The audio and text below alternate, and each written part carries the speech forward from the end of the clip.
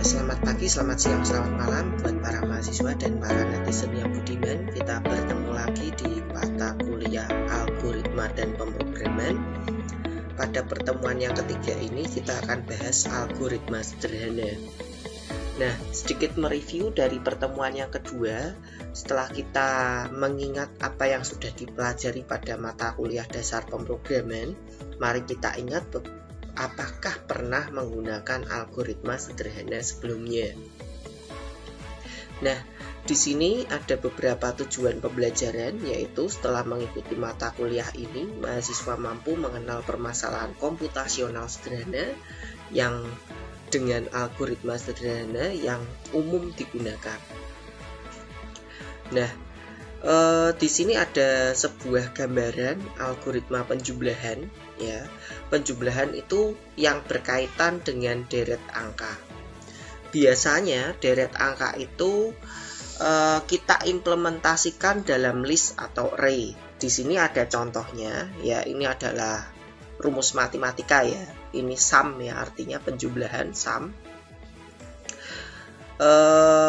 Jika di sini ada array atau list X, ya.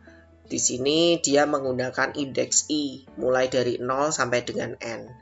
Berarti di sini ada X0 tambah X1 tambah X2 dan seterusnya sampai dengan Xn. Nah, kalau di sini ada rumus, ya, sum dari 2 ditambah X1, ya, XI, ya. 2 ditambah XI. Nah, di sini sama aja penjumlahan, ya, rumusnya berarti 2 ditambah X0 ditambah 2 tambah X1 ditambah 2 tambah X2 dan seterusnya sampai dengan 2 tambah Xn. Nah, ini adalah algoritma penjumlahan. Nah, jika kita memiliki sebuah elemen list X yang punya isinya 12, 34, 23, 1, dan 3, bisa dilihat, ya, list X ini akan punya elemen sejumlah 5 dimulai dari indeks 0 sampai dengan 4. Di mana indeks 0 itu isinya 12, indeks 1 34, indeks 2 23, indeks 3 1 dan indeks 4 3. Jika menggunakan rumus matematika, sama saja kita menggunakan rumus sum, ya, X0 tambah X1 tambah X2 tambah X3 tambah X4. Ya, sehingga kalau ini digambarkan, ya, gambarannya kurang lebih seperti ini. Dan nilainya adalah 12 tambah 34 tambah 23 tambah 1 tambah 3, hasilnya 73.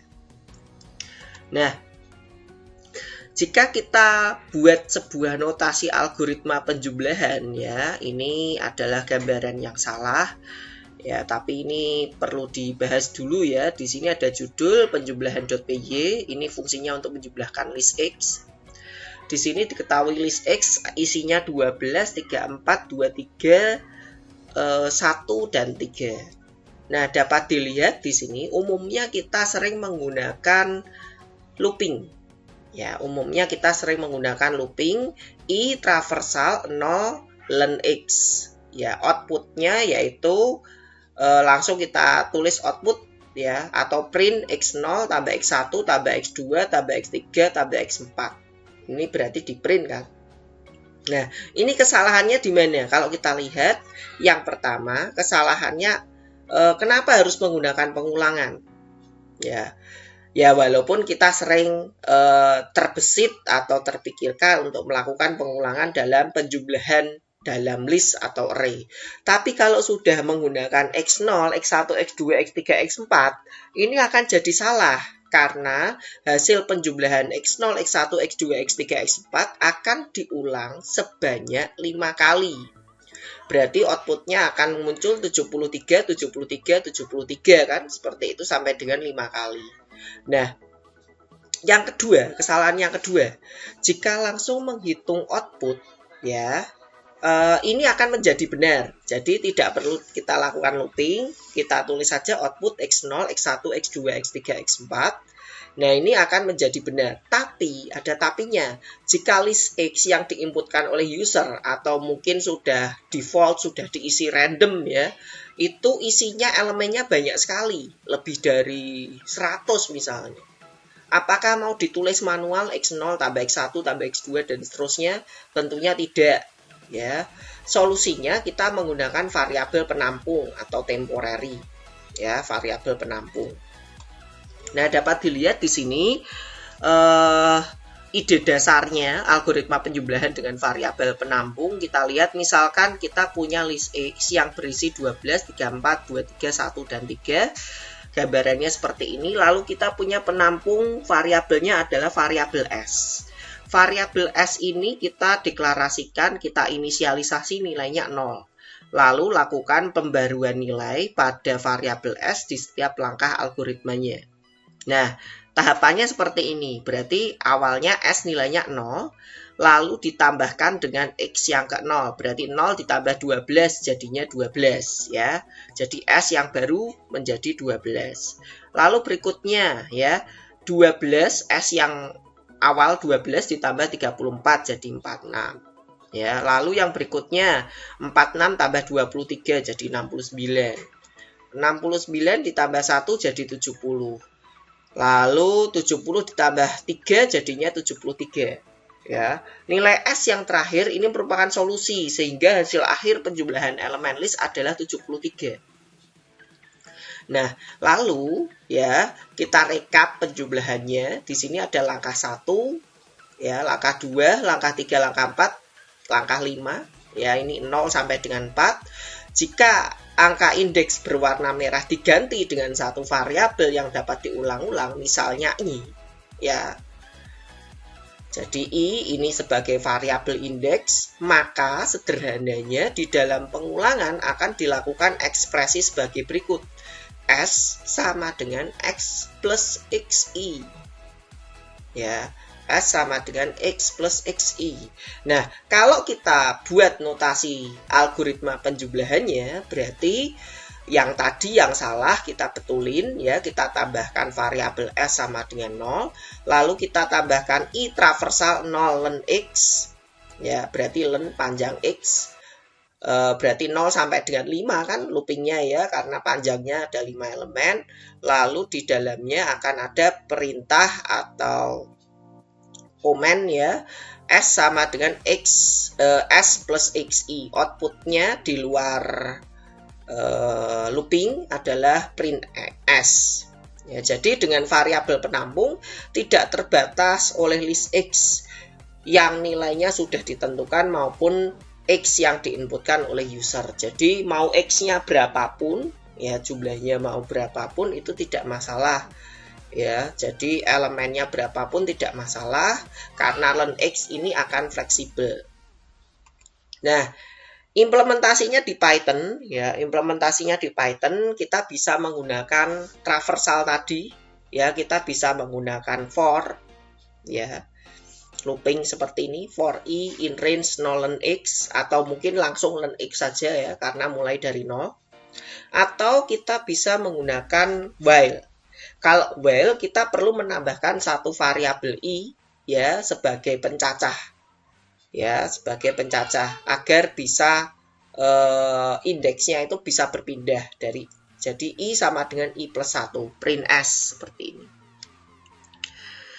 Nah, lalu yang berikutnya di sini penjumlahan vektor. Ya, kita bisa lihat vektor itu bisa diimplementasikan dengan array atau list satu dimensi, transpose ya, karena vektor itu umumnya bentuknya vertikal, sedangkan array atau list itu bentuknya horizontal. Mungkin gambarannya seperti itu ya. Nah, kita bisa lihat V3, kita punya vektor V3 sama dengan V1 plus V2. Jadi vektor 1 ditambah vektor 2 hasilnya V3. Kita punya V1 12, 3, 4, V2 1, 2, 3. Hasil dari V3 penjumlahannya adalah 13, 5, dan 7. perlu diketahui panjang vektor 1 dan panjang vektor 2 itu harus sama untuk melakukan penjumlahan vektor. Di sini dilihat V3 sama dengan 12 ditambah 1234 ditambah 123 ya, sama dengan 1357. Atau kalau digambarkan dalam bentuk transpos ya, di sini ada simbol T. T itu artinya transpos 1 2 3 4 yang secara horizontal ditambah 1 2 3 ya.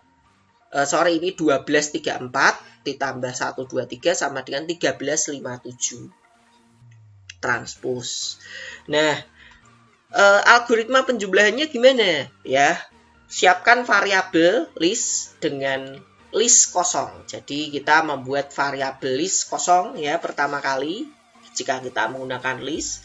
Kalau tugas yang kemarin kita menggunakan array ya, tapi array jadi-jadian boleh dikatakan karena di Python itu sebetulnya semuanya list ya.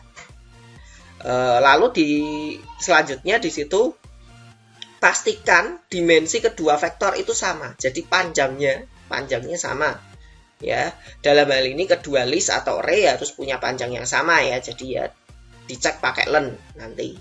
Lalu lakukan pengulangan di setiap elemen list. Lalu assign operasi penjumlahan pada setiap elemen vektor pertama dan vektor kedua.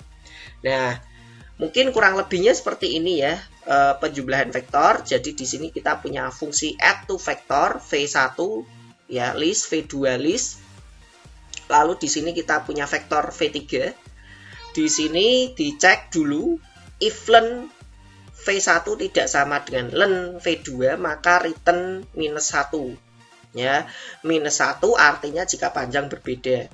Di sini karena kita menggunakan fungsi ya. Kalau kita misalnya tidak mau pakai return, kita mau pakai prosedur saja, atau mungkin di dalam bahasa pemrograman lain itu fungsi void ya, fungsi yang tidak mengembalikan nilai, kita bisa cetak notifikasi bahwa V1 dan V2 itu panjangnya berbeda. Jika panjangnya sama, dia akan masuk ke else. Di sini akan dilakukan i traversal 0 sampai dengan len V1. Ya, bisa V1, bisa V2 ya boleh ya. Karena V1 dan V2 sudah dipastikan sama, maka di sini V1 atau V2 bisa disesuaikan. Nah, di sini kita bisa menggunakan fungsi v3.append. Jadi append itu kan menambahkan ya, menambahkan pada list. V1i ditambah V2i. Nanti kita returnkan, kita kembalikan V3. Kalau tidak mau pakai return, ya kita bisa langsung cetak V3-nya. Nah, ini implementasinya di Python. Kurang lebihnya seperti ini ya.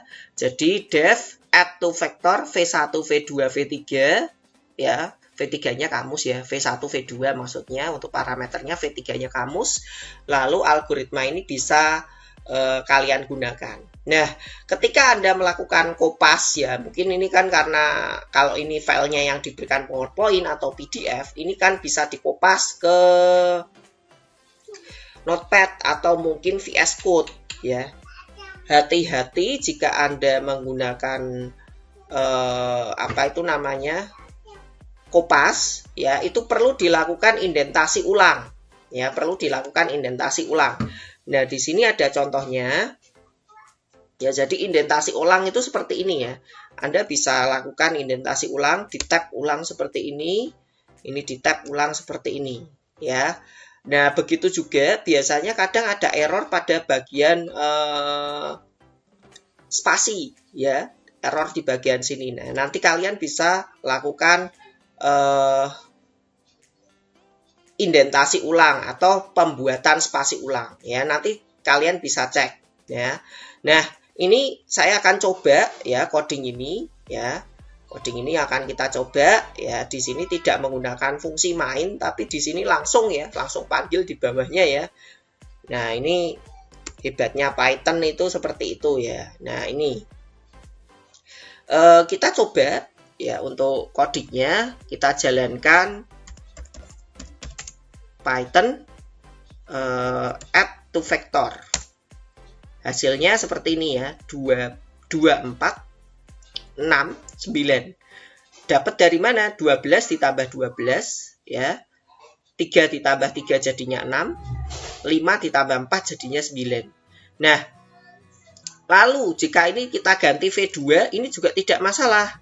Ya, ini kita ganti V2, ini juga tidak masalah karena sudah dipastikan panjangnya sama. Ya, tapi kalau di sini ya kita kasih panjangnya satu lagi, ini outputnya adalah -1. Ya, kalau kita mau berikan notifikasi, misalnya di sini, ya. Kasih aja if ya add to vector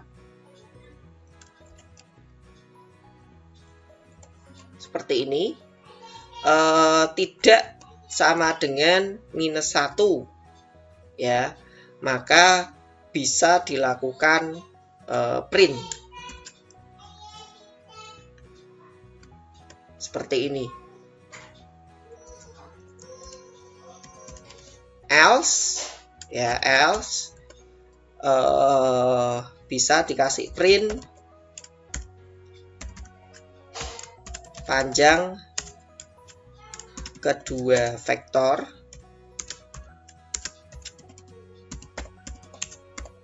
tidak sama seperti ini. Nah, ini kita bisa coba ya, kita jalankan. Nah, panjang kedua vektor tidak sama.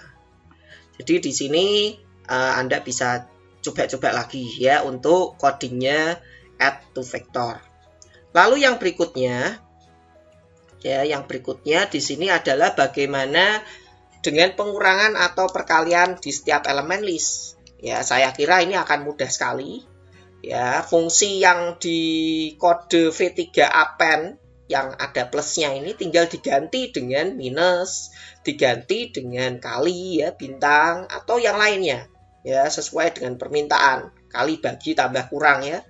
Nah, bagaimana dengan penjumlahan vektor dengan skalar? Nah, ini juga mudah ya. Skalar itu seperti konstanta ya, jadi kita bisa gunakan V3 ditambah append S misalnya. S-nya itu ada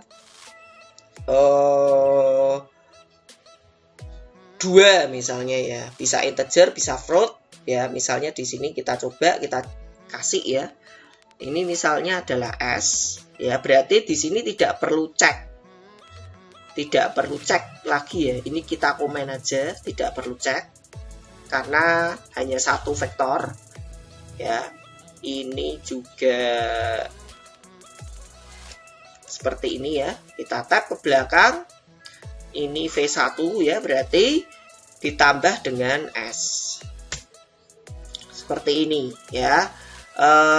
Berarti di sini kita langsung aja panggil, tidak usah pakai if ya.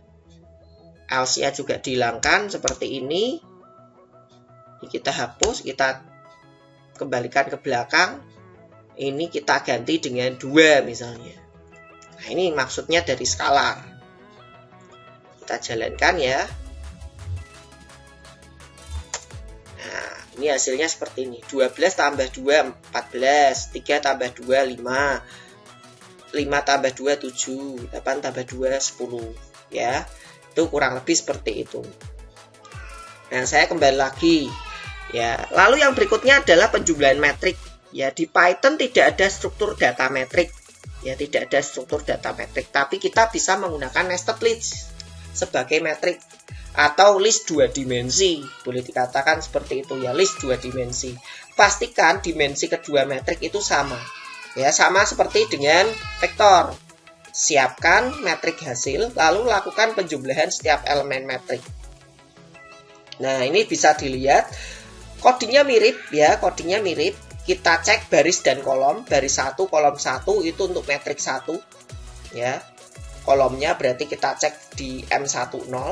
Baris 2, kolom 2 ya, baris 2 itu len M2, sedangkan kolom 2 itu len M20.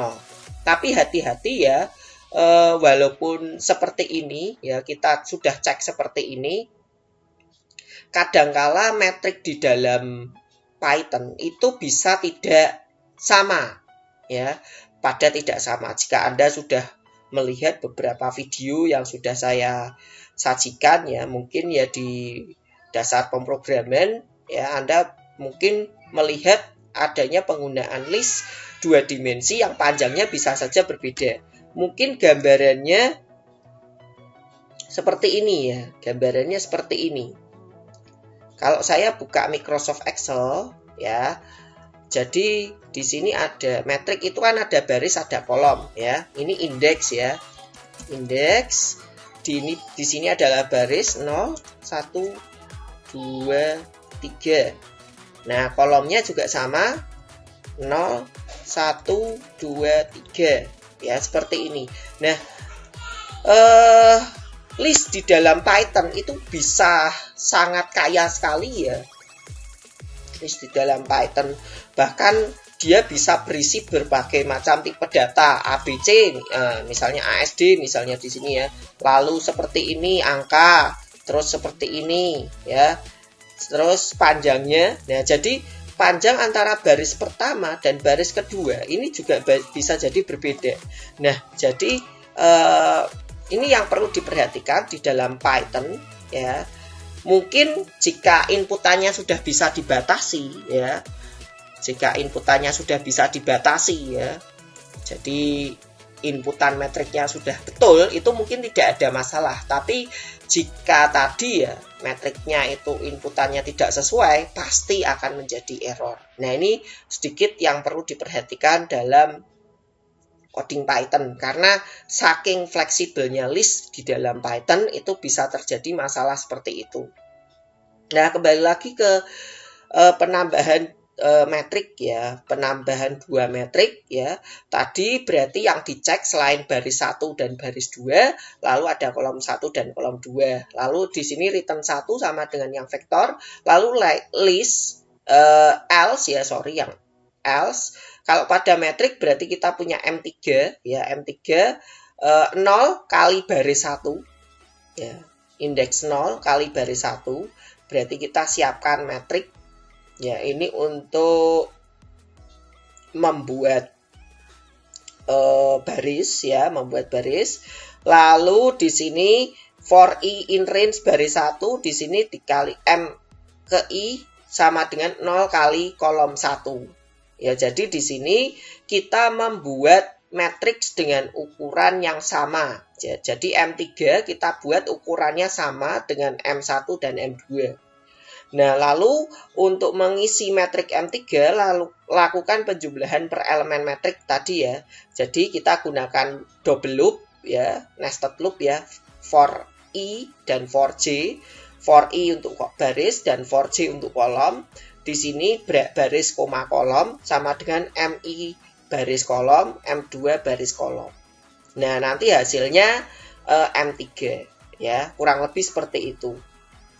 Nah, kalau Anda lihat ini metrik seperti ini, itu berapa baris berarti?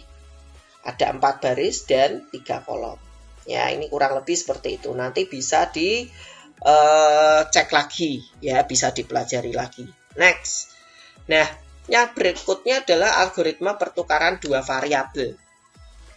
Ya, pertukaran 2 variabel saya kira ini adalah algoritma yang sudah sering dibahas pada waktu DASPRO. Ya, pada waktu DASPRO ini juga sudah pernah dibahas, menukarkan 2 variabel. Di sini ada variabel A10 dan B5. Nah, caranya biar jadi A sama dengan 5 dan B sama dengan 10. Ya, di sini ada beberapa solusi. Ya, mungkin yang paling sering, yang pertama kali Anda kenal adalah variabel penampung. Ya, nah tapi ada juga variabel bukan variabel penampung, tapi cara dengan aritmatika terbatas untuk variabel bertipe numerik, integer dan float. Jadi ini bisa digunakan aritmatika. Ini untuk integer dan float saja. Lalu ada juga operasi XOR. Ya, ada juga operasi XOR. Nah, kalau Anda lihat, ini kurang lebih seperti ini ya. Jadi, aritmatika terbatas di numerik. Jika diketahui A sama dengan 10, B sama dengan 5, maka bagaimana supaya A5, B10? Caranya gini. A sama dengan A plus B. Ya, jadi, A sama dengan 5 plus 10, 15. B sama dengan A min B. Ya, B sama dengan 15 minus 5, 10. Lalu yang berikutnya, baris yang ketiga, A sama dengan A min B. 15 kurang 10, 5. Berarti A-nya jadi 5. Ya. A-nya jadi 5, B-nya jadi 10 kan? Ya, yang tadinya A-nya 10, B-nya 5 bisa terbalik seperti ini. Ya, bisa diatasi seperti ini. Nah, ini cara yang pertama aritmatika. Cara yang kedua adalah menggunakan XOR. Ya, SOR. SOR ini adalah ide dasarnya adalah diterjemahkan nilai ke dalam bentuk biner. Ya, tentunya Anda sudah paham ya, kemarin di praktikum yang kedua sudah dijelaskan operasi biner ke desimal, desimal ke biner. Ya, nah sebetulnya operasi XOR ini akan otomatis dilakukan saat menggunakan operator berbasis bit. Ya, kemudian dilakukan operasi XOR. Nah, kita bisa lihat di sini ya, kalau X10 Y3 ya, X desimal 10 kalau diterjemahkan ke biner itu adalah 1010. Sedangkan 3 ini adalah 0011. Nah, ini dapat dari mana? 0 itu dari 2 pangkat 0, 2 pangkat 1, 2 pangkat 2, 2 pangkat 3. 2 pangkat 3 itu 8, 2 pangkat 1 itu 2, 8 ditambah 2 sama dengan 10. Ini juga sama, 2 pangkat 0, 1, 2 pangkat 2, 2, 2 tambah 1 jadinya 3. Nah, kita lakukan XOR ya. Operasi XOR itu akan menghasilkan 1 ketika 1 ketemu 0 atau 0 ketemu 1. Ya. Kalau 1 ketemu 0, jadi hasilnya 1, 0 ketemu 0 hasilnya 0, 1 ketemu 1 hasilnya 0, 0 ketemu 1 jadinya 1. X sama dengan 1001. Lalu ya, yang berikutnya, langkah berikutnya, Y sama dengan Y SOR X. Ya. Berarti di sini ini dibolak-balik tidak masalah ya. Y atau X ini dibolak-balik posisinya tidak masalah. Ini tinggal di XOR, ya kan. 001 di XOR-kan dengan 1001. Ya kan, hasilnya tadi. Hasilnya Y adalah 1010. Ya, 1010 itu kan 10. Ya, lalu di sini 1010 kan berarti di sini ya. X-nya berarti kan tetap 1001. Kita lakukan XOR lagi. Hasilnya adalah 0011. Jadi hasil swap-nya X-nya berubah jadi 001, Y-nya berarti 1010. 001 jadi 3, 1010 jadi 10. Ya, yang berikutnya adalah menggunakan variabel penampung atau umumnya seperti itu ya. Kita bisa menggunakan variabel temp misalnya seperti ini. Ya. Temp sama dengan X, X sama dengan Y sama dengan temp. Nah, kita mungkin bisa coba satu lagi ya, yang ini Python banget ya. Ini penukaran yang lebih Python, ini mungkin hanya ada di bahasa Python ya. Saat ini mungkin seperti itu. Kita bisa memanfaatkan tuple ya. Tuple itu bisa dipelajari setelah mid nanti. Misalnya kita menukarkan X sama dengan 0 dan Y sama X sama dengan 10 dan Y sama dengan 5. Solusinya kita bisa gunakan X, Y sama dengan Y, X. Ini hasilnya sama. Ya, kita lihat codingnya, kita buktikan. Saya sudah buat codingnya ya. Ini yang pertukaran aritmatika ini sama ya, A plus B, B sama dengan min 1 dan seterusnya. Kalau ini kita jalankan ya,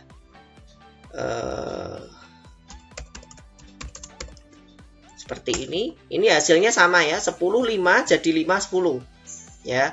Lalu yang tukar XOR ya, yang tukar XOR ini 10 3 nanti akan jadi 3 10.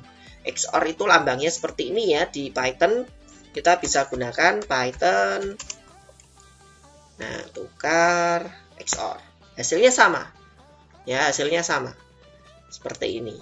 Lalu yang tukar temp ya, berarti ini yang standar ya, yang biasa. Python tukar temp, hasilnya juga sama ya. Lalu yang Python ya, yang tukar Pythonis ya, Python banget, kita bisa gunakan seperti ini aja ya. Jadi seperti yang kita bahas di Google Meet kemarin ya, di pertemuan kedua ya, salah satu mahasiswa menunjukkan bahwa ini loh Pak, coding saya bisa lebih pendek. Nah, karena di situ digunakan metode yang Python banget ya. Nah, sedangkan yang saya jelaskan kemarin memang metodenya itu lebih dasar, ya lebih dasar dengan teknik yang anggap aja kalau di bahasa Python itu belum ada. Jadi teknik-teknik tersebut bisa lebih umum dan bisa digunakan di lebih banyak bahasa pemrograman. Ya, mungkin kurang lebihnya seperti itu. Nah, ini kalau kita jalankan, ini yang Python tukar Pythonese. Nah, hasilnya juga sama. Nah, yang berikutnya, ya kita bahas yang berikutnya setelah penukaran, yaitu adalah faktor persekutuan terbesar atau Great Common Divisor. Ya, ini pelajaran ini mungkin Anda sudah dapat di sekolah ya, mungkin di SMP atau di SMA atau mungkin di SD malah. Nah, di sini ada misal ada berapa FPB dari 36, 120 dan 160. Nah, kita bisa lihat yang berwarna kuning, hijau dan biru ya. Ini biru muda ya. Nah, ini adalah faktor prima yang didapat dari pohon faktor. Biasanya kan bikinnya seperti itu. Nah, cari faktor prima yang sama. Ya, yang sama dapat yang didapat dari 36, 120 dan 160 ya. Faktor primanya adalah 2 pangkat 2 ya di sini ya, 2 pangkat 2 dikali 3 ya faktor primanya. Jadi di sini ada 2 ya. 2 pangkat 2 dikali 3 berarti 4 kali 3 sama dengan 12. Ya, diambil panggil pangkat terkecil ya. Faktor prima kan 2, 3, 5, 2, 3, 2, 3, 5. Yang pangkatnya paling kecil 2 pangkat 2. 3 yang pangkatnya paling kecil adalah 0. 1 ya, 3 pangkat 1. Berarti kan 2 pangkat 2 dikali 3 pangkat 1. Hasilnya 12. Nah, tapi yang jadi masalah, apakah coding ini bisa dibikin algoritma ini kalau dibikin coding caranya gimana ya? Apa enggak ribet? Ya. Nah, di sini ada satu solusi lain ya, ada satu solusi lain yaitu menggunakan algoritma Euclidean ya, Euclidean. Ya. Penemunya Euclid ya. Ini ilmuwan Yunani ya, yang tertulis dalam buku The Elements. Ini dipublikasikan tahun 300 sebelum Masehi. Berarti sudah lebih dari 2300 tahun yang lalu. Ya.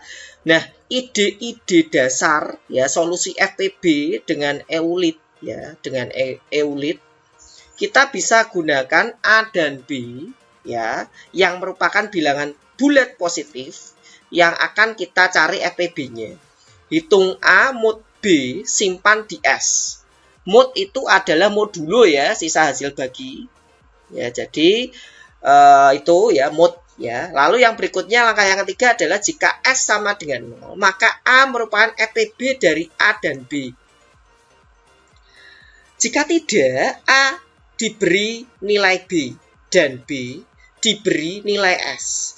Dan itu diulangi langkah kedua sampai dengan selesai. Ya. Nah, kita lihat ya.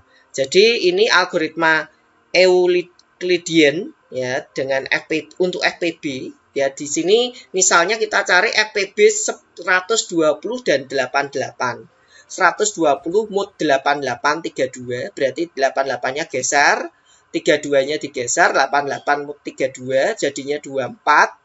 32 geser, 24 geser ya. 32 mod 248 ya, 24 geser, 8 geser, 24 mod 8 jadinya 0. Ini adalah FPB.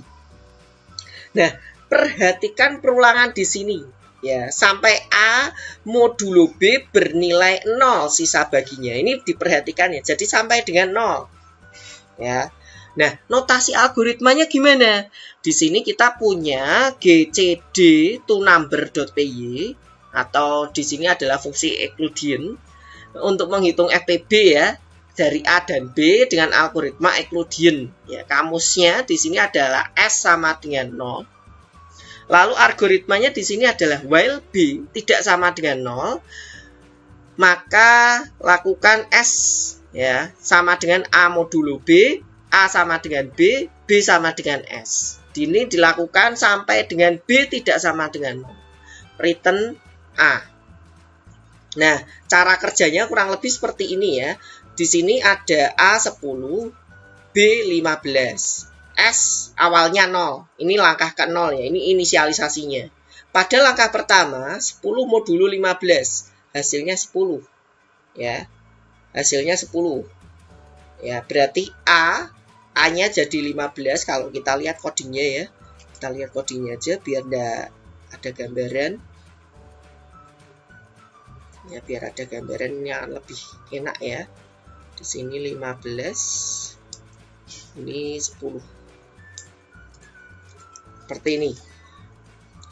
Ya, jadi ini dicek ya. S-nya 0, A-nya 10, B-nya 5. Dicek apakah B tidak sama dengan 0, B-nya tidak sama dengan 0, maka 10 modulo 15. Ya. S-nya berarti hasilnya adalah 10. Ya, A-nya sama dengan B, 15. B-nya sama dengan S, sama dengan 10. Lalu langkah kedua, 15 modulo 10 sama dengan 5. Ya, sama dengan 5. A-nya sama dengan B, 10. B-nya sama dengan S, 5. Lalu yang berikutnya 10 modulo 5. Ya, 10 modulo 5 sama dengan 0. Ya, sisanya 0. 2 sisa 0 ya. A-nya sama dengan 5. B-nya sama dengan 0. Karena B sudah sama dengan 0 berarti loopingnya selesai. Yang di-returnkan adalah A. Ya. Berarti kalau ini coba kita jalankan ya. Kita jalankan di sini codingnya kurang lebih seperti ini. Python FPB. Hasilnya adalah 5 ya. Jadi yang di-returnkan adalah A. A-nya 5 berarti returnnya A. Nah, kalau 9 sama 2 gimana? Ya, 9 sama 2 FPB-nya berapa? Kita cek di sini 1. Ya, kalau 9 sama 3 FPB-nya 3. Nah, mungkin kurang lebih seperti itu ya. Nanti bisa dipelajari lagi. Ya, ini implementasi pada Python sudah saya demokan. Ini referensinya kurang lebih seperti itu ya. Terima kasih, selamat belajar, dan jika ada pertanyaan silahkan bisa didiskusikan di Google Meet, dan sampai jumpa pada pertemuan berikutnya.